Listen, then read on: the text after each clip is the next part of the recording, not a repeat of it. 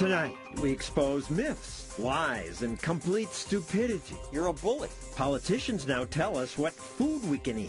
What business is it of yours what I put in my own body? That's a really good donut. Without a little fat and sugar, what would life be?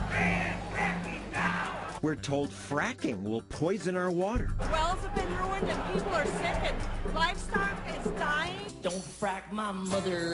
Don't frack me! But fracking is good. It's an amazing story.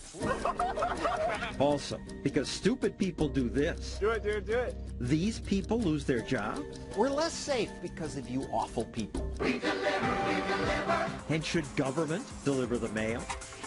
Should it build speedy trains? We look for answers at the seat of power. You're always adding burdens. Who's we? Washington, where they often don't want our camera around. We can't just take a picture of the beautiful atrium? No. But there's so much money here. Life is good. Once people come to D.C., they never leave. And now, from the Fox News headquarters in New York, John Stossel. We start with myth number 7. Because Americans are so fat, it's government's job to help us eat better. Changing old habits is never easy. No, it's not.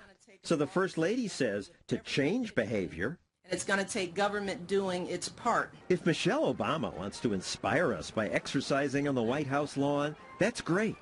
But government doing its part usually means force. This has nothing to do with banning your ability to buy as many sugary drinks as you want, simply the size of the cup that can be used. In my hometown, the mayor went to war against big cups of soda. He made cups this size illegal. This is the single biggest step any city, I think, has ever taken to curb obesity. Please, I can still buy 2 of these. That's 32 ounces. Or I can go to a supermarket, buy one of these monsters. How does this curb obesity? We all thank you. My mayor's also proud that he's forced every chain restaurant to clearly post calorie count. There they are. There were more than a few skeptics, but today both reforms are recognized as national models. Sadly, that's true. Under Obamacare, all big chains will now have to post calorie counts, even though they don't work. A study by professors at New York University and Yale tracked customers at McDonald's, Wendy's, Burger King, and Kentucky Fried Chicken. They found half the customers noticed the calorie counts, and some said it influenced their ordering.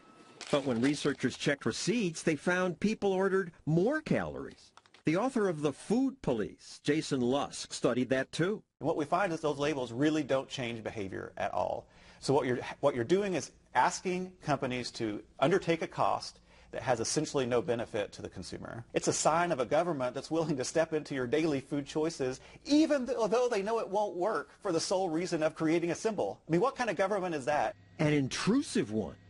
In my state, the legislator most eager to ban foods and require that those signs be posted is Felix Ortiz. It didn't work. They've tested it. In fact, they ate more. Well, I'm disagree with that. Now he's going after salt. The ban of salt in the restaurants in the state of New York. Too much salt is bad for some people with hypertension or some other problem. But there's no evidence that it's harmful to most of us. In fact, some studies show that reduced salt intake among some segments of the population actually increased the chances of death. So because you shouldn't have salt, I can't have salt? It's based on the statistics that is coming from CDC. For some people, maybe 20% of the people, but not everybody. Hold the cheeseburgers. Across the pond in Europe, Denmark is becoming the first country in the world to impose a fat tax. Some members of the food police say consumers should pay more to buy less healthy food. The chattering class loved what Denmark did. Denmark has decided to implement what they're calling a fat tax. Basically, you go to the supermarket, you buy a food that has above a certain level of fat, they charge you extra. All right, do we feel good about this, Doc? Absolutely. The fat tax passed the Danish parliament overwhelmingly. But Danes just switched to cheaper food that was just as unhealthy, or crossed the border to shop in neighboring countries. Within 1 year, Denmark repealed its fat tax. So far, its American boosters haven't mentioned that, so I will. They repealed it. As they repeal it, I think they're making a big mistake on repealing. Well, they tried it for a year. They tried your dumb idea for a year, and they said, oh, my goodness, bad idea. I believe it's a great idea. Other great ideas from the food police are taxes on candy or fast food.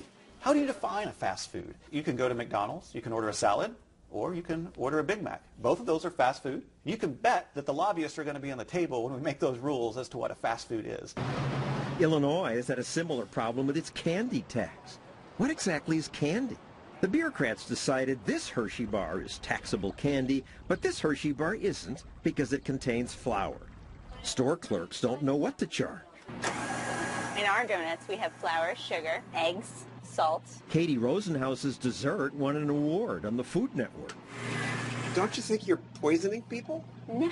You're making everybody fat. No. Without a little fat and sugar, what would life be? We asked her to make donuts without the so-called bad stuff. The healthy version I made today has no sugar, no salt, very little fat. It's not fried, it's baked, showing you how different dessert can be without all of the good stuff. The good stuff? Well, Yeah. it's egg whites. That's good. Egg whites are good, but it's not like egg yolks. Will people mind the difference? Let's try a taste test. We got a healthy donut and a regular donut. Almost everyone liked the regular donut. That's awesome. And how about the other one? Not as decadent. so good? Doesn't really taste like anything. You need the sugar. I wanted to like the healthy donut. It's like eating bread. Not what I'm looking for in a donut. Some people did like the healthier version. That's baked. It's good. For a baked donut, it's very good. Taste is subjective, so it's good that people have choices. And we're trying to give you alternative and option where you can make better choices. Where do you get off saying you're giving us more choice? You're banning things. You're giving us less choice. Well, let me just say, you're absolutely right. I'm trying to ban those stuff that is not good for the consumer. You're a bully. Well, I've been calling worse. What business is it of yours what I put in my own body? Isn't that part of freedom? You can have the freedom, but when it comes down to the healthcare costs, then we need to tackle them. And if we are not into healthy lifestyle, government will be blamed for not doing the right thing. So because government is responsible, because we have a socialized healthcare system, you get to take away my freedom? I think what I'm trying to do is to help you to have a better life. You're like a cancer. You're spreading a bad thing that costs a lot of money and doesn't do any good. And I am a good counselor who providing good, healthy advice for the best public health of our country. A good cancer. That brings us to myth number 6. Obamacare is good for business. Here we go. Democrats say it is. The fact is, it's very good for small business. It's incredibly good for small business. They are why we committed ourselves to this cause. The White House specifically says on its website, myth debunked, business will not suffer under health reform. It's all good, Obamacare? It's not going to hurt business? You can't be wealthy unless you're healthy. You may remember Congressman Alan Grayson's support of Obamacare. Remember, the Republican plan, don't get sick. And if you do get sick, die quickly. I was surprised to learn Grayson used to be a businessman. He helped create a tech company called IDT. With Penny Talk from IDT, international calls to... You're an unusual politician, having really created something, created wealth, run IDT. I would think you would see the burden all these rules put on businesses. Point to one rule that actually has had a dramatic impact on job creation or on small business. Well, it's not so much one rule, it's the pile of rules. Here's Obamacare, and this is just the start, because many pages say the secretary shall produce more regulation. Well, put together that big pile of rules. Which are the bad ones? All right, what about the tax on medical devices? A bunch of Democrats now object to this. Listen, we have to pay for it somehow. Obamacare imposes a steep tax on companies that make medical devices. Things like pacemakers, artificial limbs, digital thermometers. This can be a profitable business, but it's also one that saves lives. The new tax means they'll probably save fewer lives. So now, even many Senate Democrats want that part of Obamacare killed. Don't we want more medical devices? When you pass a law that costs something, you have to come up with the money for it. Obamacare also forces more business owners to pay more for workers' health care. Lauren Goodrich runs restaurants in Maine and New Hampshire. Thanks for choosing Subway today. He hires lots of kids and offers health insurance to most full-time workers who stick around. You got 20 Subway shops. Yes. How many employees? I have 180 employees. So Obamacare, the point is to get your employees better health care. I think it's a noble cause, but I can't provide for every single need of every single employee. In a low-margin retail restaurant business, this bill is devastating. Goodrich says his profit margin's already smaller because he's had to pay specialists to try to explain Obamacare's rules. Accountants and insurance agents and lawyers to try to figure out how I'm going to be able to comply with the bill. And they still can't give me the answer. What can I get for you? Obamacare says he must buy expensive insurance for all full-time workers or pay a fine. Either, he says, will slash his profit. I can hear the people listening saying, so what? He's a rich guy. He's got 20 stores. Make less profit. Yeah, well, you could say that, but you have to have a profit to be able to expand your business. I'm not going to be hiring more people. So raise prices. I have so many customers that come in with the exact change for their lunch in their hand. They're very, very price conscious. I just wonder, who are these businesses on the margin? You know, but there are always some just not sure if expanding is going to make them a profit. So on the basis of that, we're going to deny 15 million people coverage? It's nice to give people coverage, but he does impose costs. Goodrich says the cost will force him to cut full-time workers. I'll absolutely have to cut many people down to part-time. And people the law was meant to help.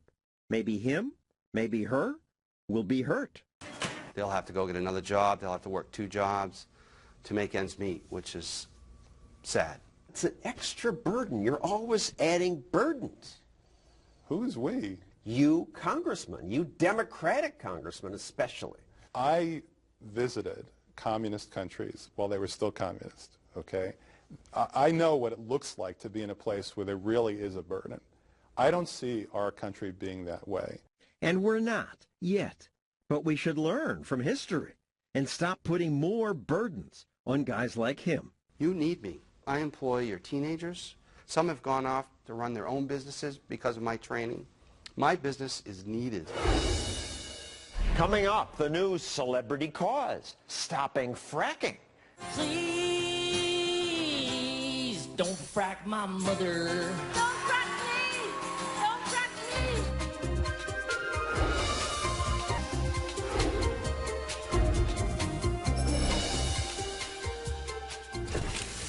me! Myth number 5. Our drinking water's in danger because oil companies frack. Frack? What's that?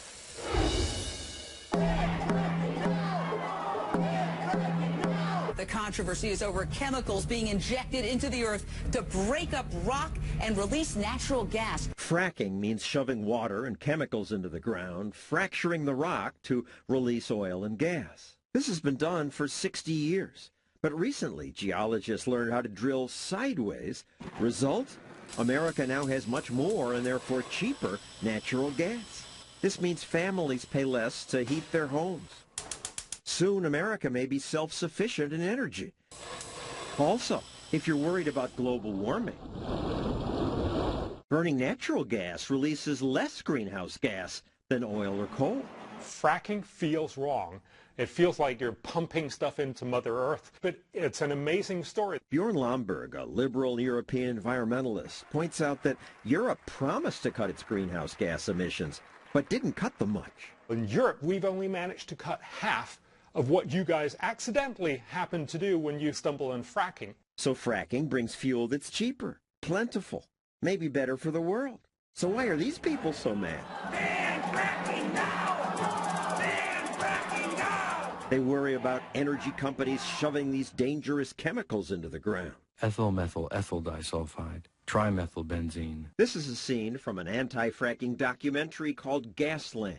Naphthalene, 1,2,4, trimethylbenzene. For the documentary feature Gasland, Josh Fox. Hollywood gave Gasland's director an Emmy. And Matt Damon's latest movie features greedy energy companies destroying the promised land. If it's happened to one of us, it can happen to all of us. Gather around, people, listen to my song. Yoko Ono and her son, Sean Lennon, founded a group called Artists Against Fracking. Please don't frack my mother. Don't frack me! Don't frack me! Celebs are upset. And so is the left-wing media. Wastewater, which comes up by the millions of gallons. And so the protests grow. Wells have been ruined and people are sick and livestock is dying. Genetic mutation of our children. A lot of people could get sick. You'd think so, since that anti-fracking movie includes this frightening scene. Whoa, Jesus Christ. So much gas in his water, he could light it. What you see in Gasland is real. Paul Galley runs the influential environmental group Riverkeeper. All the people from the companies say, oh, this isn't our problem. This was there in the first place. But they're lying. He and the Gasland movies say this is much more likely to happen after fracking. But when state environmental officials investigated this incident, they concluded fracking had nothing to do with it. It was just gas that's naturally in the ground. That happens. There are many places in America where no fracking is done, but water still catches fire. This is a lake in Alaska. This man lives in New York where fracking is banned. Yet. Whoa! But if fracking doesn't cause these problems, why the lawsuits and headlines about ruined wells? Filmmaker Fela McAleer checked out pollution claims made by Craig and Julie Sauntner. Have you done independent testing yourself? We did way back, maybe 2 years ago. Sauntner was oddly vague about the results. I can't remember what that showed. His lawsuit says his well water was dirty and dark. But when McAleer checked, it wasn't. It changes from day to day. One day it'll be clear, and the next day it won't. The Sauntners demanded that Pennsylvania environmental officials test their water. So the EPA did, and concluded that their water was fine and reported that good news to the Sauntners. Listen to his reaction. No, this is bull crap, man. I'm sick and tired of this. What happened to you people? We're telling you we tested your water. At this point in time, we found no contaminants in it.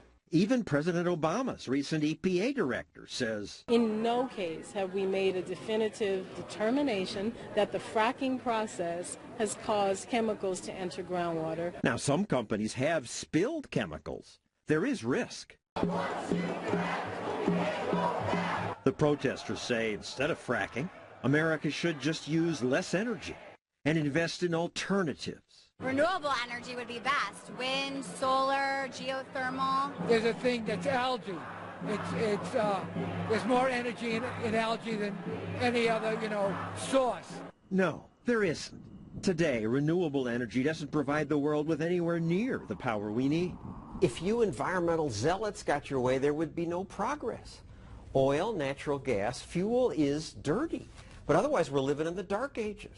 I hear the zealotry coming from the other side, John. I don't see zealotry in what I'm saying. I see statistics that are uncomfortable for you and the people who are in favor of this. And his side is one in my state.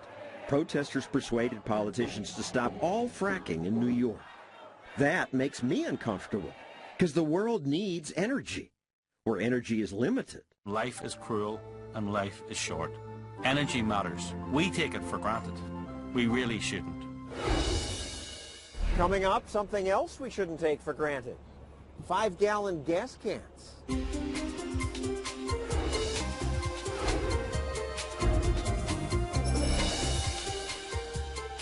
Now, myth number 4. We're safer because of lawsuits against reckless companies and their dangerous products. That's logical, but what if you want to buy one of these plastic gas cans? The largest manufacturer has just closed up shop. That was Blitz USA in Oklahoma. Nothing's ever made me prouder than to see the way that this team finished this job. After 50 years, 117 people lost their jobs. There were lots of tears. I've been here 36 years and 10 months, and these people are my family. My plan is to go home and lay down and cry. I'm going to miss one. Of course, companies disappear all the time. Markets change, new products emerge, but this company made something that's in high demand. So what happened? This happened. Some people used the gas cans to pour gasoline on fires. Some were burned. Some were killed. That's terrible, but is it the gas can's fault? Throw the whole thing on there. Do it, dude, do it. Way to go. Oh my God, dude! Oh my gosh! It's people being stupid with the cans. The lawyers have designed systems that are good for lawyers and bad for our community. Ah, the lawyers. If you or a loved one have been injured in an accident, if you get hurt, it's easy to find lawyers eager to take your case for a percentage of the winnings. Don't wait, call me today. It's not lawyers that put Blitz out of business, it's Blitz that put Blitz out of business. Lawyer Andrew Smiley didn't sue Blitz, but he defends his colleagues who did. A flame arrestor, a device put on these gas cans, would prevent explosions that have been occurring because of the backdraft of fumes into the cans. A flame arrestor. It's this little piece of metal which, if inserted into the gas can spout, might prevent fire from crawling up into the can and causing an explosion. It might. Researchers at Worcester Polytechnic are testing flame arrestors in plastic gas cans. So far, the tests show the flame arrestors might make the cans more dangerous because they clog and because static electricity from metal can start a fire. That's probably why no plastic gas can includes flame arrestors. This could cause fires. It's left for the jury to listen to the evidence, listen to the experts, hear about the research, and make a decision. But the jurors aren't scientists, and they see this poor victim. They just want to help, so they'll award the money. Of course there's sympathetic cases. It's very dangerous. If they can make this product safer, then why don't they? Because it would cost more. Because it would clog and make the product less useful. This could cause a spark. This could cause more danger. There are lots of reasons not to do this. It's a debate. But once you lawyer parasites step in, the debate's over because you cost so much. I don't think that's the case. If a company decides to make a product and put it out on the market, they're required to do what's reasonable. Juries are called upon to decide what's reasonable. But our legal system's stacked against companies that make a product that can burn people. Some lawyers said Blitz's warning label wasn't clear enough. The warnings are not distinguished at all. Lawyers often win money arguing that there should be more warnings. One result is that even a simple ladder today includes 30 warnings. You ever look at a birth control pill label? I have not. Well, I happen to have one here. This is what your lawsuits do. Tiny print, both sides of the page. There are so many warnings now, none of us read them. We're less safe because of you awful people. That's left to a jury. People that are going to read warnings in general are going to read them. When Blitz was first sued, it fought back in court and won. It cost us $2.5 million to win it. $2 million. In our legal system, even when you win, you lose. It's the lawyers that are winning and everybody else losing. More lawsuits poured in. The year before we filed for bankruptcy, we had 25 cases in the last 9 months. You can sue somebody all the way until they're broke and tired and can't provide jobs and take care of communities and be an entrepreneur in our society. Even if Blitz's cans were dangerous, lawsuits rarely take into account the danger of not having a product. During Hurricane Sandy, stores ran out of containers for gasoline. It's incredible. We just can't keep them in the stores. The manufacturer, I think, is having difficulties keeping up with the supply of red gas cans. Store employees didn't know that Blitz no longer exists. One side we thought it dissipated. Customers were desperate for cans. I've looked all over Brooklyn. This is the first time I found a 5-gallon gas can. Folks are trying to buy buckets. We tell them that you can't do that. You have to have a certified gas can to get gasoline from a gas station. The New York Times says one man walked into a gas station lugging a 5-gallon Igloo cooler, hoping to fill it with gas. They were putting gas in milk jugs. This makes us much less safe. To make the argument that because of lawsuits resulted in the company going out of business, resulted in there being no cans available, resulted in people not getting gas cans during a hurricane is frankly a ridiculous argument. But it is just a fact that we lose products because of fear of lawsuits. It's why America has no AIDS vaccine and no Lyme disease vaccine. You deprive me of good stuff. Well, I would disagree with that. If they're scared of someone like me to bring something to the market because it could cause harm, then I'm happy about that. We pay for his happiness, not just in products we lose, but Americans pay almost $1,000 per person per year for lawsuits. And in Oklahoma, Blitz let 117 workers go. This is wrong. If they can take this team and destroy it, they can take just about anything. They can. But there is something that no one seems to be able to take away. and you have to fund them. Tiny, hardly used post offices.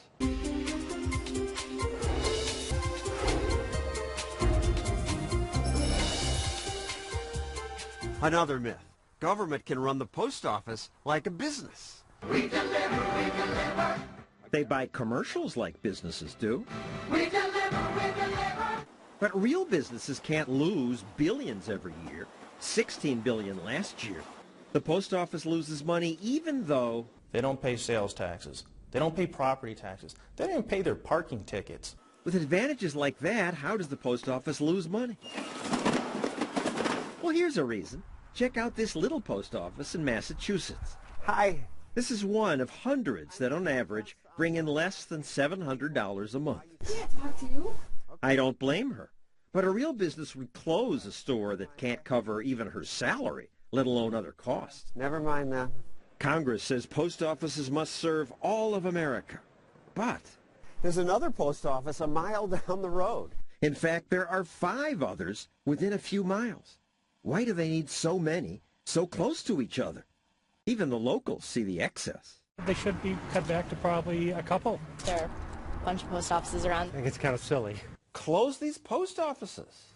We're working on it. And what do you mean you're working on it? A business just does it. We're expected to operate like a business, but Congress has not allowed us the flexibility to operate like a business. Mickey Barnett is chairman of the Post Office Board. On your website, you say, since Ben Franklin, the Postal Service has grown and changed with America.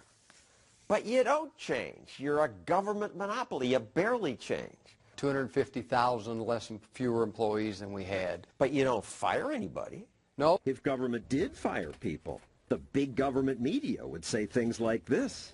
They are hell-bent on seeing the U.S. Postal Service die.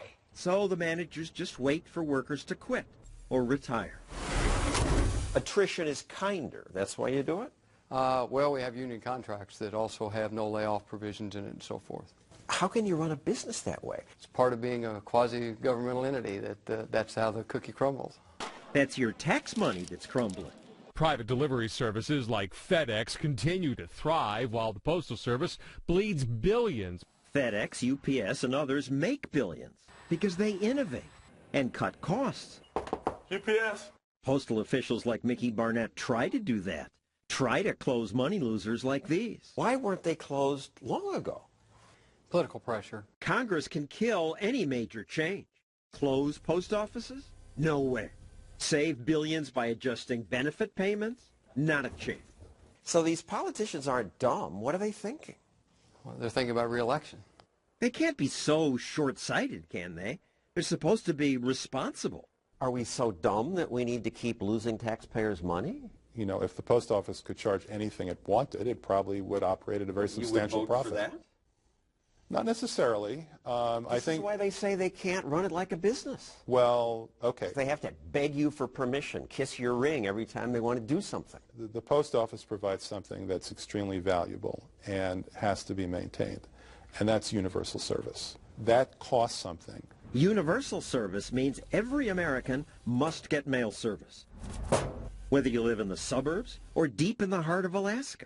They even haul mail by mule to a remote town at the bottom of the Grand Canyon. As Senator Franken says, it's in the Constitution. But it isn't. The Constitution says Congress has the power to establish post offices. It doesn't have to, and it doesn't have to deliver mail to all of America. People living in rural America aren't living there by force. If you go back to the history, it was private carriers that picked up the mail from the post office and took it the last mile, or else people came out to the post office and picked it up. What we have today is an invention of Congress. Who says there needs to be universal service? If I live way out in the boondocks, I can get email. There are countries a lot poorer than the United States, including the Congo, that try to provide universal mail service to everybody. But in the private sector, if they keep losing money, they go out of business. In your government, I have to pay forever. I don't represent John Stossel in Congress. Overwhelmingly, people don't want post offices closed. They don't want to cut in Saturday delivery. Overwhelmingly, they are short-sighted and they want free stuff for themselves. Aren't you supposed to be the grown-up who says, you know, in this case, you can't have it all? I don't feel any sort of moral compulsion to shut down post offices when they don't want them shut down. The public disagrees with you. They do. Most people don't want their post office closed. Not this one. It seems like too much, but they're convenient. Yeah, there are a couple that I don't understand why they're still open, but this one definitely has to be.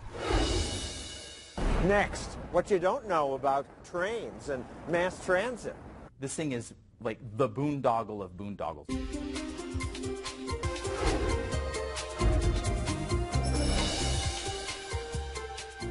Now, myth number 2.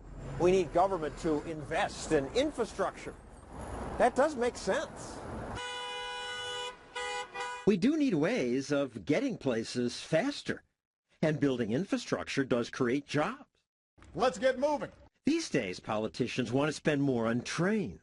The 220-mile-an-hour train that would take us from L.A. to San Fran in 2 hours and 40 minutes. Cool, except this is only a promise.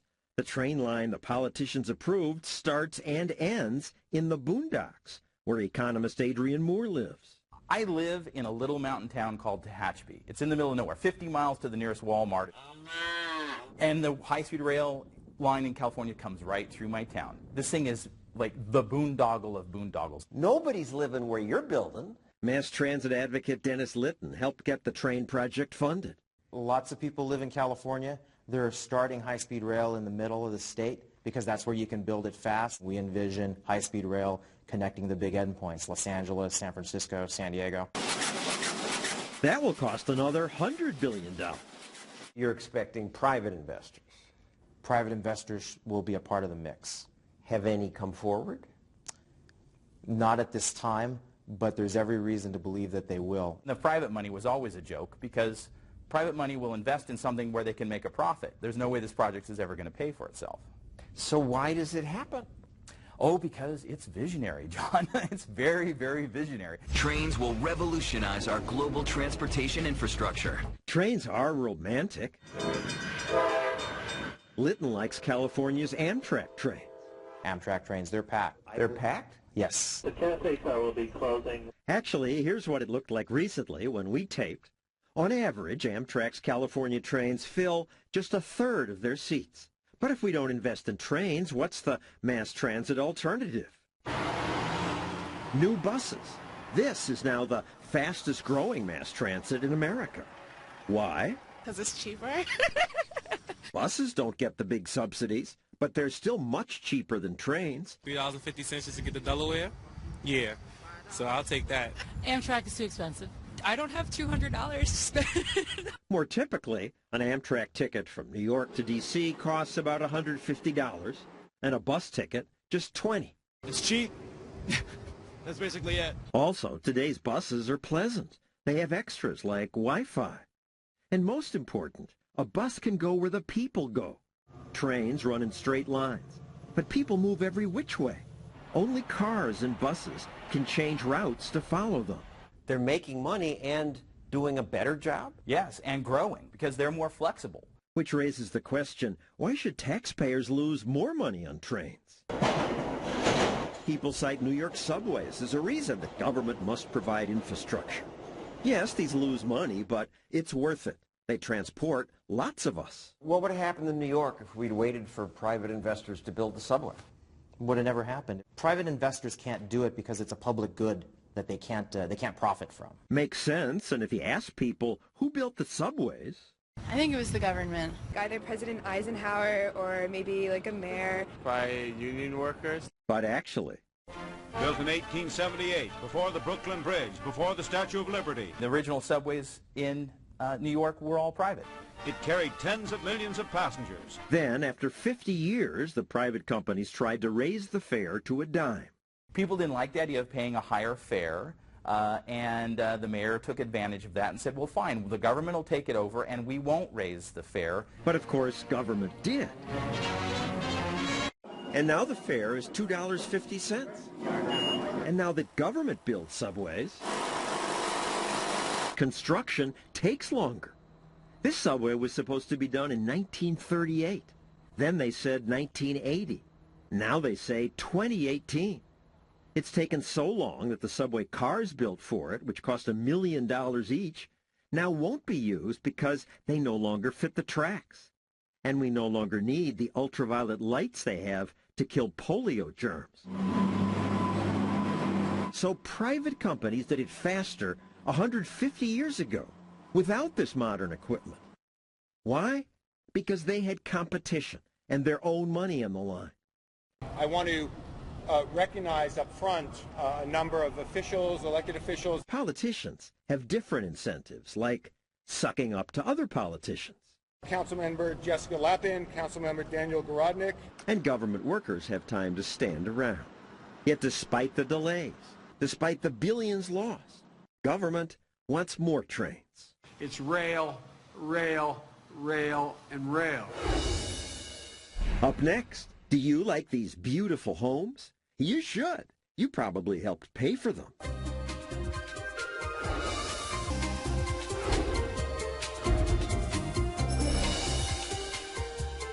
Finally, our top myth. People say, I'm going to Washington to serve my fellow Americans. They call it public service, but that's not what I notice when I look at how they live. Upon first entering the home, you have this incredibly gracious staircase. Washington's real estate market is hot. You can really see the crown molding when you get to the top. There are lots of expensive homes here. Beautiful gourmet kitchen, culinary delight. All glass walls, ceilings, skylit.